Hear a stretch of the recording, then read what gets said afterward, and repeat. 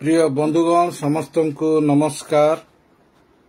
Invite देइतिला हमर प्रार्थना पाई सेठी गलारू हमें प्रार्थना करलु ठीक तापरे हमर भोजी आइतिला सेठी भोजी पीबा खाइबा पीबा सब करले आसबा टाइम रे से माने हम ऊपरे मारबारो ये सब हम ऊपरे मारबा पाई माने प्लान करके रखुसंती रखिले से माने गारे टिके मु एक विशेष अनुरोध नहीं आपण मान निकट को आज लाइव आसी विशेष करी विगत किछि दिन धरी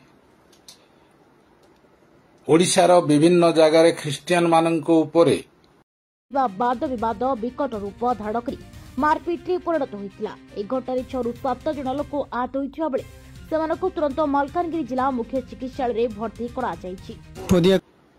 जो प्रकार भाव में अहतुक अत्याचार बढ़ी चली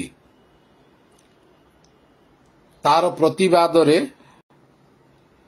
जुलाई 2 तारिख दिन मालकानगिरी सहर रे आपण माने ओडिशार जेकोसी स्थान रे रहंतु ओडिशार जेकोसी जगार ख्रिस्टियन होंतु ना कहीं मालकानगिरी 2 तारिख रे दयापूर्वक मालकानगिरी पहुंचंतु सेठारे गोटे विशाल रैली रो आयोजन करा जाउछि आ से रैली रे भाग नियंतु एवं आज पर्यंत जो माने आक्रांत हेइछंती एवं सेमानंक एफआईआर अनुसार कौनसी दोषी को दंडित करा जाई नाही।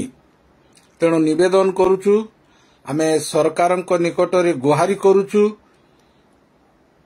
जे यथाशीघ्र दोषी मानकु आईन अनुजाई दंड देवा सरकारंकर कर्तव्य पुलिस प्रशासनर कर्तव्य।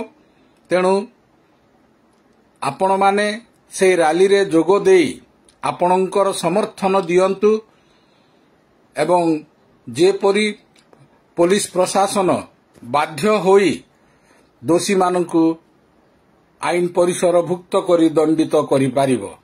तेणु आपण मानकर सहयोग अपेक्षा रे एवं 2 तारिख रे मालकानगिरी रे आपण मानकर उपस्थिति अपेक्षा रे रहिलु। धन्यवाद।